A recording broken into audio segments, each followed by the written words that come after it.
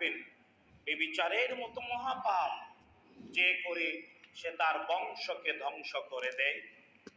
কারণ বেবিচারের মাধ্যমে নসল বংশধারায় তিলক লাগায়। এই জন্য বেবিচারের ছেলেও বেবিচারী হয়, বেবিচারের বউ বেবিচারী হয়, বেবিচারের নাতিপতিও বেবিচারী হয়, কারণ বংশ ধ্বংস হয়ে যায়। বুঝতে পেরেছেন? এই জন্য এটা মহাপাপ, কবিরা গুনাহ। এর দ্বারা বংশ ধ্বংস করে দেয়। শুধু তাই না, চারিত্রিক আমানতটা হলো পূর্বপুরুষদের আমানত। আদম আলাইহিস সালাম জান্নাত থেকে পৃথিবীতে এসেছেন, তার আমানত হলো বংশধারা। তাই যে বেবিচার করে সে তার পূর্বপুরুষের আমানত ধ্বংস করে দেয়।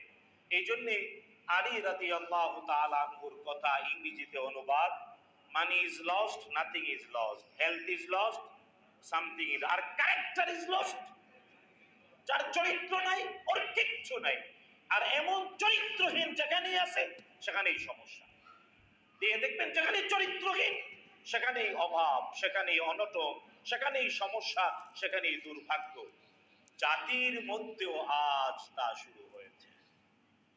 বিগত বছরগুলোতে শতবার বেবিচার করেছে, শাস্তি দেয়া, শাস্তি দেয়া, আর যারা শাস্তি দেওয়ার দায়িত্ব ছিল দেয় নাই, এরা পালাতে হয়েছে।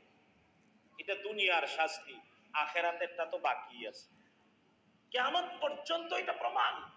সুতরাং বেবিচার এর ক্ষমা যদি যাদের সাথে করা হয়েছে, তারা যদি, পরিবার যদি ক্ষমা না করে, কোনোদিন ক্ষমা হবে না।